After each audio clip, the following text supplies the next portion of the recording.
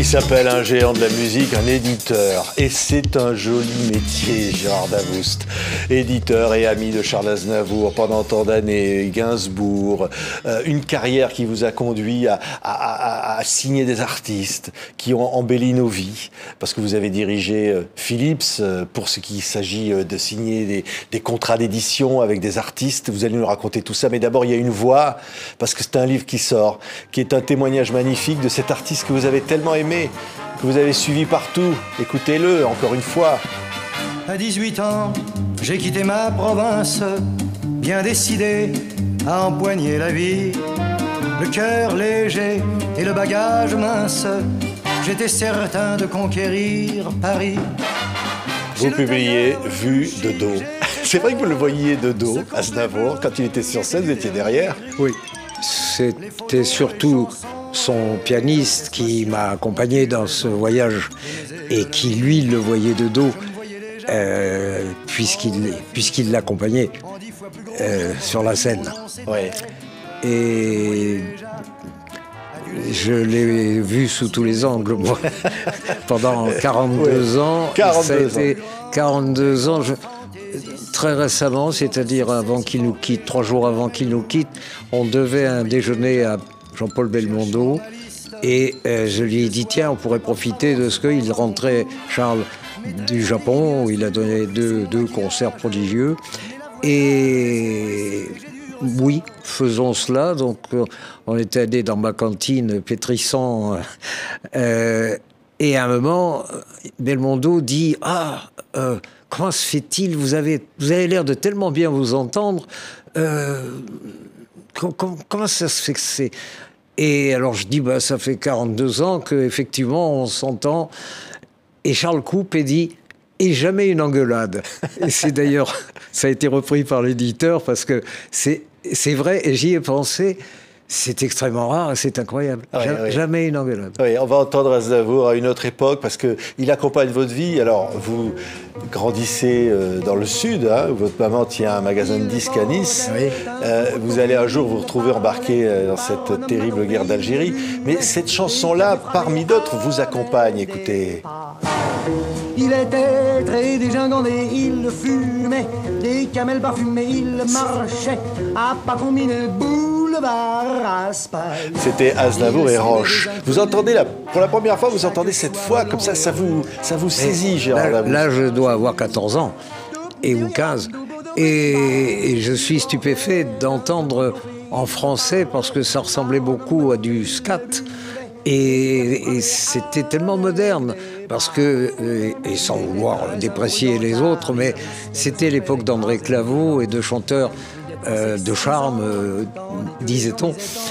Et tout d'un coup arrivait cet hurluberlu qui était tout à fait swing et ça rompait avec toutes les habitudes. Ouais, et alors un jour vous allez évidemment, c'est 40 et quelques années, un jour vous allez même diriger les éditions Raoul Breton avec lui et vous allez avoir dirigé tous ces concerts, être avec lui tout le temps, ce qui est absolument incroyable. Et alors ce qui est fou dans ce livre, hein, que vous avez écrit, donc une partie avec son pianiste qui l'a accompagné jusqu'au bout, c'est qu'un Aznavour tendre que vous décrivez, c'est un Aznavour généreux, c'est un homme simple et peut-être loin de l'image qu'on a pu avoir de lui. Et il y a eu la première partie de sa vie où il a été vilipendé, moqué, avec une cruauté qui n'a plus heureusement lieu aujourd'hui, mais où les artistes, quand ça ne plaisait pas à la presse, on a dit le pire de lui, on fait chanter les infirmes parce qu'il n'avait pas de voix, soi-disant, et toutes ces choses, l'enroué vers l'or, enfin, il y a eu tous les colibets possibles et imaginables, il a traversé ça, et à un moment, il avait décidé de renoncer, et c'était un homme qui, quand il renonçait, trouvait une solution de remplacement. La solution de remplacement, pour lui, là, c'était, puisque je n'y arrive pas, mais que je fais des chansons qui marchent, parce que, dans le même temps, beaucoup d'interprètes de l'époque célèbres chantaient de l'Aznavour. Mais il n'était connu que par un petit nom, parce que c'était un auteur, compositeur, parolier. Et il dit à Raoul Breton... j'ai compris, j'y arrivais pas. Je vous demande une chose, c'est la direction de l'édition, et puis je créerai des chansons pour les autres.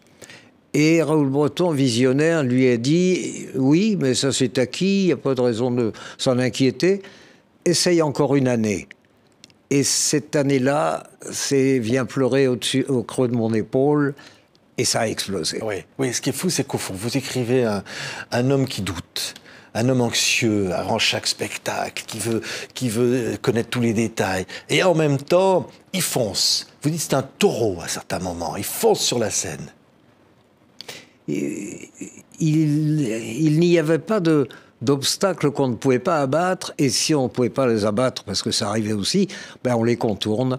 Mais il avait toujours des solutions, il essayait toujours de faire là où les autres ne sont pas passés. D'ailleurs, il me racontait que en 64, il avait eu tous les succès possibles, il faisait la tournée d'été comme tous ses confrères, et il m'a dit, je me suis vu faire ça encore pendant 20 ans, et s'il y a une chose qu'il redoutait, c'était la répétition, la routine. Il essayait toujours d'interpréter autrement, de changer les arrangements pour être toujours un peu en danger et se faire plaisir. Donc il décide, il ne veut pas faire les casinos de la Côte d'Azur 20 km en 20 km, et il décide d'aller conquérir l'Amérique. Et il dit à son patron de la maison du disque, c'est-à-dire Eddie Barclay, je vais aller essayer de conquérir l'Amérique. Et lui a répondu, ils ne t'ont pas attendu. C'est vrai. Et il est parti tout seul, il s'est perfectionné en anglais, c'est avec son argent qu'il a loué le Carnegie Hall, et qu'il s'est fait découvrir, et que cette prestation-là était avec un article dithyrambique dans le New York Times, et après c'était fini, quoi. Oui. Il était parti, et il a conquis l'Amérique. C'est un Aznavour intime que vous racontez, Gérard. C'est celui qui va dans les petits restos, au marché aux puces. C'est celui qui, lorsqu'on vient lui demander un autographe, en le confondant avec un autre. Vous racontez cette anecdote, allez-y, elle est trop drôle. Je le raccompagne à la gare, il allait retrouver sa maison de Mouriès, et là il y a un porteur de bagages avec son chariot qui le voit et qui tombe à genoux en disant « Ah, mon Dieu, enfant de tout pays !» On éclate de rire. Et il n'a pas compris pourquoi, le gars. Il avait un peu pour Macias. Mais le plus drôle, c'est qu'on fait 3 pas, il va acheter ses journaux pour le voyage. Et là, il y a une jolie jeune fille qui était timide et puis qui finalement s'approche.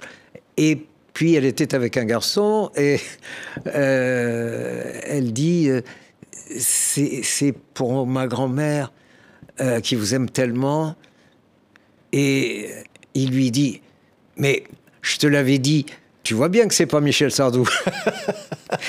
Et on s'est dit, c'est pas possible, il y a une caméra invisible là, parce que successivement, les deux gars aussi inattendus, c'était formidable. Vous décrivez que même jusqu'à la dernière seconde, il pense à ce spectacle qu'il devait donner à la scène musicale. Il est anxieux quelques jours avant de mourir.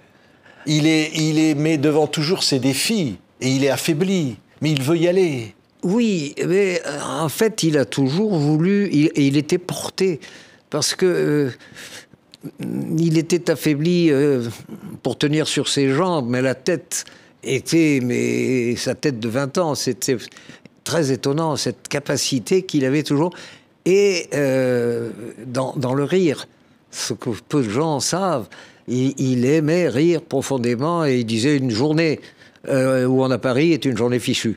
C'est vrai.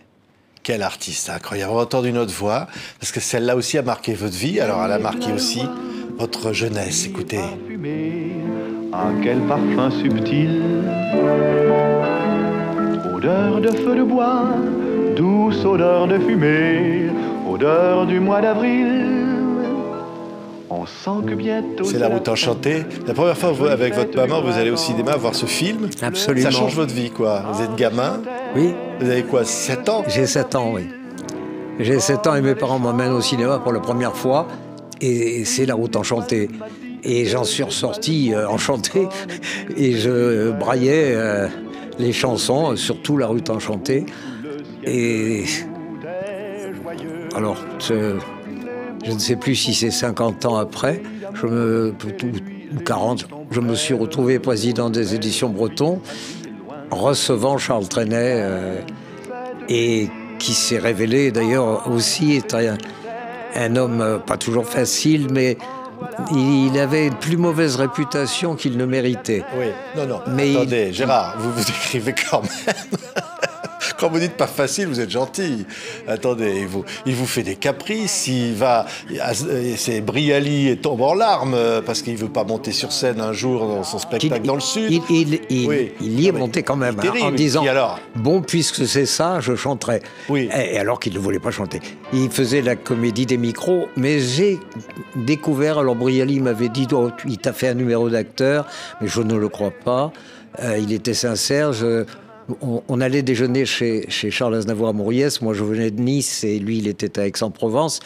Et il m'a dit, c'était une sorte de confession, quand je suis faible, je dis oui souvent à des choses dont je mesure ensuite que je ne serai pas à la hauteur, je ne pourrai pas les faire, je ne serai pas bon, parce qu'il ne s'estimait pas du tout comme on croit. Et j'en ai une preuve écrite. Et donc, je deviens odieux pour qu'on me dise « Allez, restez chez vous, on vous a assez vu ». Ah, il reconnaissait qu'il pouvait être odieux. Ah, mais non seulement ça. Mais non seulement ça. Et c'est comme ça, m'a-t-il appris, que les Allemands qui l'avaient réquisitionné pour aller chanter, comme Édith Piaf et comme tant d'autres à l'époque, pour libérer 2 ou 3 prisonniers français, et ça faisait en même temps de la propagande pour dire, vous voyez, les Allemands ne sont pas si méchants que ça. Et il est allé en Allemagne, et puis donc, il a eu évidemment le succès sur les prisonniers français, et donc les Allemands ont voulu réitérer, et là, il s'est rendu tellement odieux qu'ils lui ont dit restez chez vous, on ne veut plus vous voir.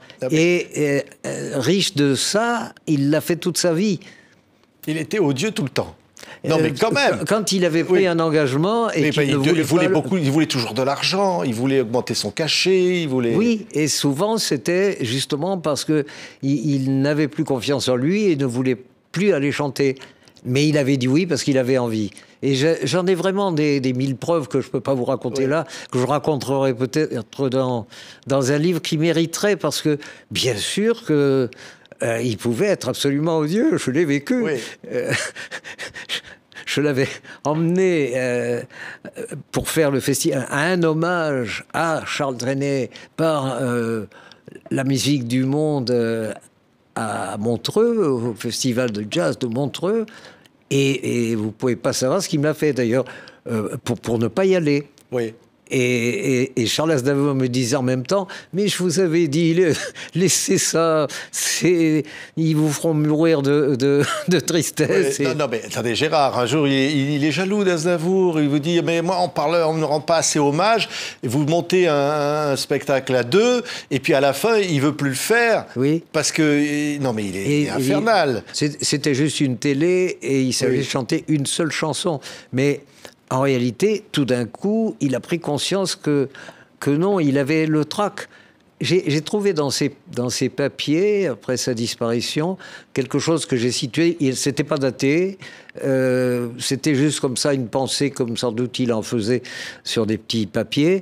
Et c'est après Blois, après Bourges, où il était revenu, c'était formidable, le printemps de Bourges, avec Lang et Mitterrand. Et il écrit, et ça ne m'étonne pas, c'est un retour en grâce que je n'attendais pas. Faisons comme si de rien n'était et acceptons-le, parce que je me suis toujours senti insuffisant et je n'ai pas atteint les cibles que je voulais atteindre, et etc. Il y a 10 lignes que j'ai mis d'ailleurs dans une anthologie sur lui de chansons, parce que ce texte révèle quelque chose que nous avons tous ignoré. Ouais. Écoutez cette voix-là. Alors lui aussi, c'est 10 ans de votre vie, et c'est un sacré personnage. La femme des uns, sous le corps des autres, a des soupirs de volupté. Ça, c'est volontairement une chanson moins connue de Gainsbourg, une des premières. C'est comme ça, c'est quand il n'avait pas de succès que vous le rencontrez. Mais il était chez Philips et ça marchait pas beaucoup, ça marchait pas. Ça marchait un peu comme Charles Aznavour au début, avec des chansons qu'il faisait pour les autres, puisque France Gall a gagné l'Eurovision avec une chanson de Gainsbourg. Et donc, ça le posait autrement. Il avait de toute façon pas tout à fait envie d'aller sur la scène. Ça l'attirait pas. Au contraire d'Aznavour, qui était comédien et qui a gardé l'amour du théâtre, l'amour de la scène. Alors que Gainsbourg, c'était pas ça. C'était un poète, c'était un être d'une grande sensibilité. Et il a accumulé à un moment les succès de musique de film. Et ça lui a permis de passer à un autre stade. Et tout d'un coup, les gens l'ont reconnu autrement. Ouais. Et personnellement, il était anxieux sur sa capacité à être ce qu'il était. Ah, il était anxieux surtout. Et c'est peut-être pour ça que, puisque tout le monde savait qu'il buvait même à la télévision, et que tout d'un coup, il perdait le contrôle, c'était le trac. Ouais. Dans la vie, il était charmant, il était toujours à l'heure, il était précis, on n'imagine pas du tout d'ailleurs. On peut le dire maintenant parce qu'on était au Brésil et il était très anxieux. Ils avaient, Jane et lui, Charlotte venait de naître et il l'avait laissé pour venir au Festival du Brésil. Et il dévorait d'anxiété. À l'époque, on n'avait pas de portable. Pour téléphoner en France, c'était très compliqué. Il fallait aller dans un palace et encore. Et puis, en ressortant, il avait fini par avoir son coup de téléphone avec la nurse qui gardait l'enfant. Et il m'a dit « Oh, si les gens me voyaient en papa gâteau !» Et ça le faisait à la fois rire et à la fois c'était parce qu'il était conscient de Gainsbourg-Gainsbar. Hein. Ouais. Alors vous allez lui monter sa maison d'édition pour qu'il soit plus autonome, c'est vous. Oui. Et quand on passe par exemple, je disais à Mélodie Nelson, c'est un disque qui ne se vend pas, par exemple, qui est publié chez Philips. Donc c'était vous le patron. Vous vous dites, on le sort, mais qu'est-ce que vous dites à ce moment-là ?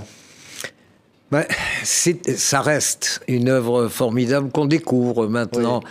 Mais vous savez, quand on fait ce métier-là, on rencontre plus d'échecs que de réussites. Et les réussites compensent heureusement, mais quand même, les échecs sont souvent des choses qui étaient de très grande qualité, mais que le public n'a pas reconnues. Oui, mais vous fonciez là. Vous disiez vous aviez vu que c'était magnifique. Ah ben oui, bien sûr. Oui. Et celle-là qu'on va entendre, ça c'est un énorme succès.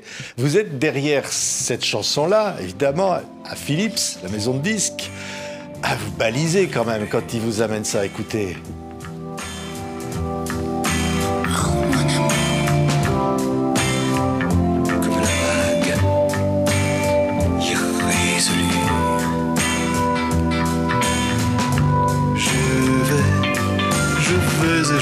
Alors, Gérard, racontez-moi, la première fois il vous amène ça en vous disant il faut sortir ce disque. Mais je connaissais déjà la chanson puisque on l'avait enregistrée avec Brigitte Bardot qui s'est désistée au dernier moment en se disant qu'elle allait briser sa carrière en chantant des choses pareilles. Vous avez mis ça au pilon. Et donc on n'avait même pas fabriqué le disque, l'enregistrement était fait, mais c'est tout.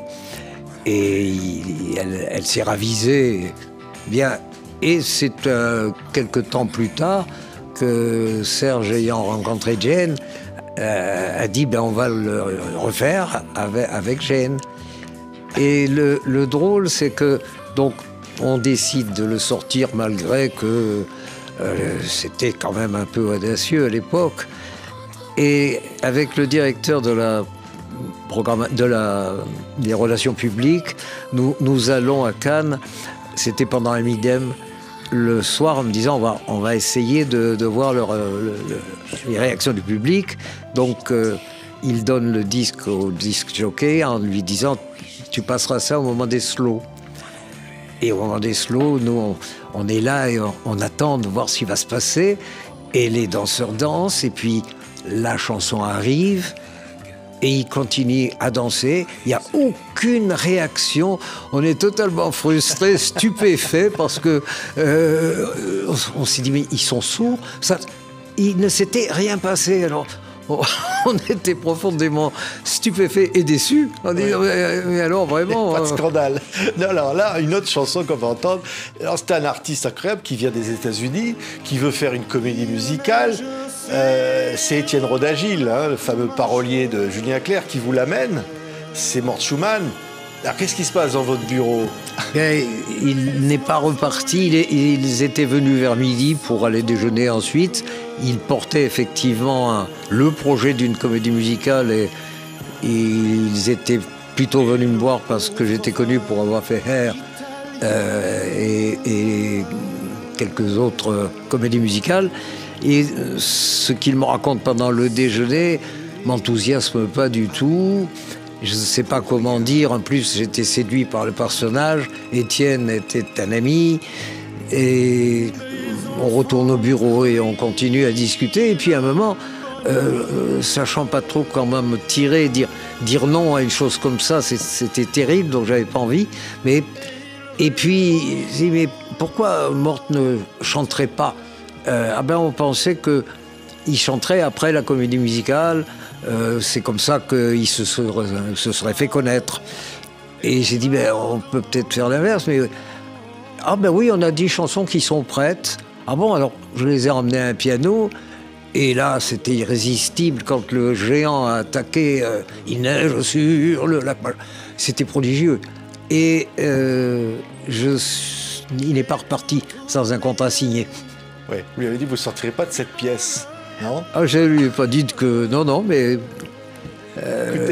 je leur ai dit que ça... J'étais preneur absolument. J'avais entendu les 10 chansons de ce chef-d'œuvre qu'est ce disque America, et de la description que Rodagil a su par quartier. L'idée de Morte était de le lui faire faire, mais il a su le voir d'une façon extraordinaire. Incroyable. Des millions de disques vendus. Écoutez la voix de Mort Schumann. Neige sur le lac majeur. Alors, ce qu'on sait moins, Gérard Davoust, c'est qu'à un moment, vous allez être à cette maison de disques chargée de la musique du monde, comme on dit aujourd'hui. Hein, on va entendre alors le plus grand succès de cet artiste que vous avez tellement aimé, que vous avez signé chez Philips, que vous avez sorti. C'est évidemment Manu Dibango. Et Manu, on le pense, on l'aime tellement, Manu. On écoute évidemment Sol Makossa derrière. Mais c'est un moment où vous le rencontrez. Oui, c'est en 67. Il est tout débutant. Je lui fais ses 2 premiers disques chez Philips.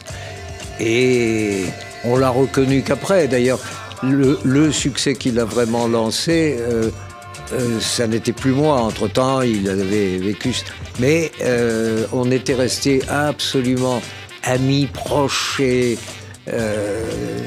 souvent d'ailleurs des gens qui ne sont pas forcément restés chez Philips, mais sont restés amis avec moi. Ouais, et alors Francis Bébé aussi, le Camerounais. Ah ben oui. Incroyable musicien. Oui. Alors malheureusement, Francis n'a pas fait la carrière de Manu, mais il avait aussi un grand talent. Mais c'était un peu différent. Ouais, mais je veux dire, un mot, par exemple, un jour, on vous dit, tiens, il y a un groupe qui dans les années 68, hein, et c'est en banlieue, ils voudraient vous montrer ce qu'ils font. Alors, vous allez vous rendre là-bas, oui. et là, vous découvrez ce qui va être le groupe Magma. Oui. Mais quand même, alors on va pas entendre de morceaux de Magma, mais on voit la première pochette que vous allez signer chez Philips. Il fallait avoir du culot, Gérard Davoust, parce que c'était quand même pas le truc qui allait faire un succès au hit parade. J'avais été ébloui par la qualité... parce qu'à l'époque, des groupes, il y en avait des quantités, ils étaient tous très approximatifs, enfin la plupart étaient approximatifs. Et là, on m'avait dit de venir à 3h, je m'assieds sur une chaise dans une cave, et 3, 4, et il démarre. Et il joue 1 heure de musique sans arrêt, sauf à changer de morceau, mais sans commentaire, sans rien, comme une locomotive. J'avais jamais rencontré des gens comme ça. Et là, vous dites, allez, on vous signe. Et donc, c'était tellement parfait, tellement au point. qu'on rencontrait pas. C'est la plupart du temps, on s'arrêtait au bout du 3e morceau, il fallait recadrer. Non, c'était absolument... Ah ben, il fallait avoir du nez. Hein. Il y avait un concurrent, une grande maison concurrente qu'ils avaient contacté aussi. Et puis finalement, quelques jours après, il me dit finalement, c'est toi qu'on a choisi par rapport à l'autre maison. Et bon, et il dit, mais tu nous demandes pas pourquoi? Et j'ai dit, oui, pourquoi? Eh bien, parce que toi, tu nous as parlé de musique et la maison en question ne nous a parlé que d'argent. C'est vrai. C'est Christian Vander, on le salue, hein, il est merveilleux. Catherine Ribeiro, cultissime Catherine Ribeiro, est toujours en vie, on ne sait pas, une ermite quelque part. Mais que vous allez signer avec le groupe Alpes. Oui. Ah, ça paraît fou, mais c'est un personnage, les gens ne le connaissent pas forcément. Mais... C'était des gens prodigieux qui avaient quelque chose. En fait, notre métier à nous, notre bonheur, c'est quand on rencontre des gens et qui sortent de l'ordinaire, mais qui peuvent être publics. Oui, et quand même extravagante, pas commerciale. Qu'est-ce que c'est commercial? Commercial, c'est quelque chose qui se vend. Alors, Brassens, au début, c'était scandaleux, mais c'est devenu commercial. Et le Lac-Major est devenu commercial. C'est ce qui se vend par bonheur. C'est un peu le même problème dans la librairie. Hein. Il y a des livres difficiles qui, quelquefois, font des best-sellers. Oui, parce que parce que vous avez commencé, vous étiez pratiquement représentant de commerce. Hein. Vous alliez de maison, de magasins de disques sur la Côte d'Azur à l'autre pour vendre vos artistes. Vous étiez comme ça. Alors, évidemment, vous signez... c'était chez Vogue. Oui, chez Vogue. Vous signez des Magma, des Catherine Ribeiro, puis vous faites aussi un arbre, une rue de Séverine qui va faire un triomphe à l'Eurovision, ou alors... Frida Bocara qui va gagner l'Eurovision. Vous faites des succès. C'est pourquoi je suis encore là. Oui. Mais quand je dis ça, allez, qui vous avez loupé? Vous avez loupé des gens. Avouez. J'ai pas loupé. Je pense que j'ai pas refusé quelqu'un qui a marché ailleurs. En revanche, si quand même, mais vous allez voir. Le premier que j'aurais voulu avoir, c'est Julien Clerc. Quand j'ai entendu la cavalerie à la radio, vraiment, j'étais amoureux de la voix, de ce qu'il chantait. Je ne connaissais pas encore Étienne Rodagil. Et vraiment, ça, c'était formidable. Et j'ai toujours regretté de ne pas avoir eu Julien Clerc. Et puis alors, il y en a un que j'ai refusé, qui était furieux, qui est sorti de mon bureau en hurlant « Vous entendrez parler de moi ». Et c'est quelqu'un qui était venu avec des maquettes d'opérettes et de reprises des grandes opérettes, Mariano. Et donc, je ne voyais pas ce que je pouvais faire avec un brillant ténor, mais... C'était pas le moment, c'était le moment de tout ce que vous venez de citer. Et là, vraiment, je ne voyais pas ce que j'aurais pu faire, et donc je ne l'ai pas pris. Et à quelque temps de là, il s'est fait connaître. En effet, j'ai entendu parler de lui.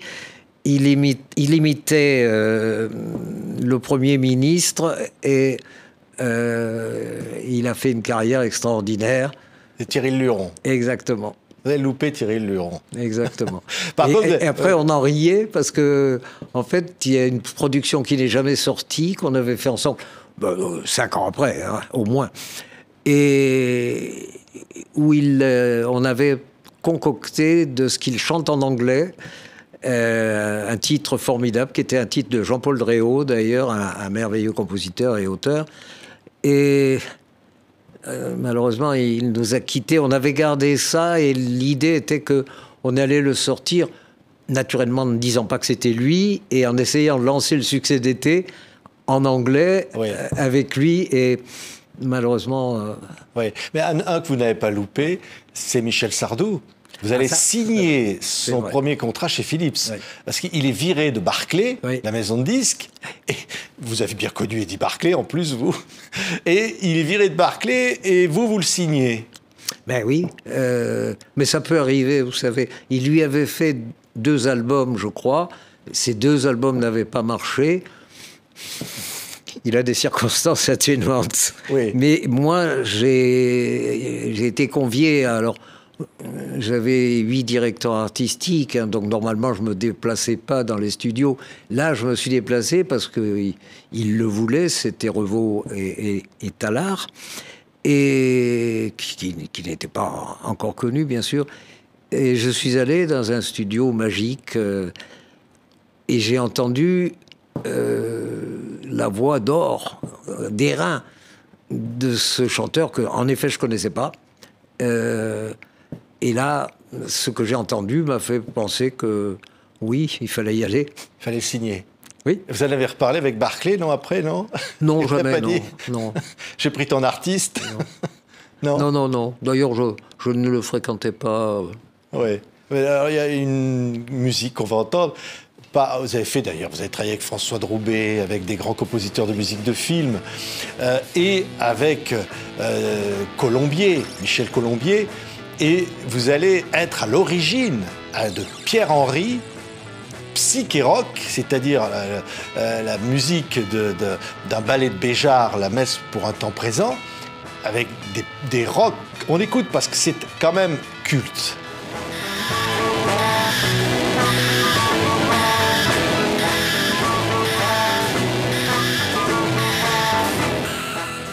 Musique concrète, expérimentale, mélangée à la musique pop. Là, vous faites fort, là. Hein. C'était l'idée de Pierre d'être... Pierre était toujours en avance, toujours à l'écoute. Et dans cette commande de Béjart, il invente de mettre de la musique contemporaine, mais pas celle qu'on entend d'habitude, mais de la musique de tous les jours, de variété. Et il me dit, trouve-moi quelqu'un qui peut composer 4 jerks, et puis préviens-le que je les passerai à la moulinette. Et je demande donc à Michel Colombier, qui veut bien jouer le jeu, et qui m'apporte, je prends des studios, etc., mais il m'apporte in fine, les 4 jerks en question, qui étaient très bien, qui étaient musicaux. Et évidemment, après, Pierre est intervenu et il en a fait ce que vous avez entendu là, qu'on utilise toujours, qu'on rencontre encore dans la publicité, qui est toujours en vie. Ouais, incroyable culot. Mais je connaissais Pierre-Henry, je m'occupais de lui avant que les jerks arrivent. On peut dire quelques mots sur Pierre-Henry, quel artiste qui nous a quittés, mais quel immense... Il était en temps justement que musique considérée comme difficile, il était à part, complètement à part dans ses compositions, dans ses idées, dans ses créations. Et ça reste, d'ailleurs, je suis toujours le président de son association, et il n'y a pas d'argent en jeu là. Il y a seulement d'essayer de faire vivre et connaître le mieux possible un travail immense et prodigieux qui n'a pas son pareil, nulle part, dans le monde. Ouais, on peut le dire. Hein. Et là, c'est quelqu'un que vous ne l'avez pas loupé, celui-là, parce que personne dans votre hiérarchie n'en voulait. On vous a dit... Alors, pourtant, il paraît que le patron était un Breton, mais même vous a dit, non, ça ne marchera jamais. Écoutez cette voix, parce que ça, vous allez en vendre des millions, alors que personne n'en voulait. Personne ne voulait de ce barde breton. Hein, Gérard? Mais le directeur commercial était breton et me dit, quand le disque lui arrive, parce que je n'avais pas de censeur, je prenais ce que je voulais, je faisais... Donc à un moment, ça devient un service nouveauté qui circule dans la maison, et là c'était un album. Et il me téléphone en me disant, à qui je vais vendre ça, moi? Je connais ça, c'est la musique de mon enfance, j'étais bercé par ça, ça n'intéresse personne. Et je lui dis, c'est ce qu'on va voir. Mais c'est arrivé assez souvent hein, que les commerciaux ont une vision immédiate, mais pas une projection. Et là, ça a été formidable. Mais c'est tout simplement qu'il était venu se plaindre d'un directeur artistique en me disant, Alan Stivell, puisque c'est de lui dont il s'agit, qu'il était très fâché parce qu'on voulait le contraindre à faire du rock, etc. Et qu'il voulait s'en aller, etc. Et je lui dis, mais qu'est-ce que vous voulez faire? Mais faire de la musique celtique, c'est... Et il me parle tellement bien de la musique celtique que je lui dis, écoutez, vous en parlez formidablement bien, qu'est-ce que vous voulez? Il me dit, une demi-journée de studio pour vous montrer ce que je veux faire. Et je dis, vous l'avez. Et quand il est revenu avec, je lui ai dit, allez, on fait le disque. Parce que c'était formidablement prenant. C'était ça, écoutez.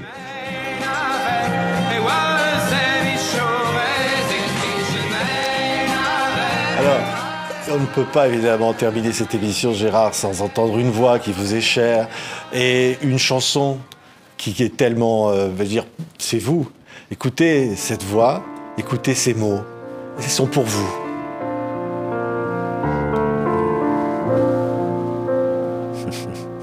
J'en parle pas trop dans mes chansons, parce que l'amour c'est dangereux.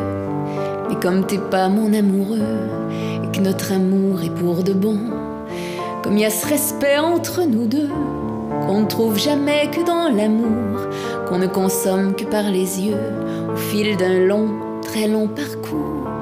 Je t'aime jusqu'à quand on sera vieux, de toute mon admiration. C'est de l'amitié, mais comment mieux? C'est de l'amour en plus profond.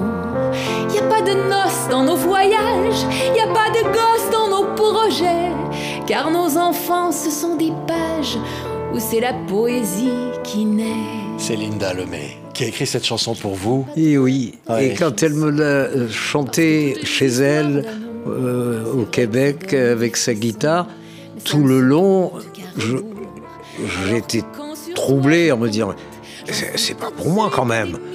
Et puis à l'arrivée, j'étais obligé de reconnaître que c'était pour moi.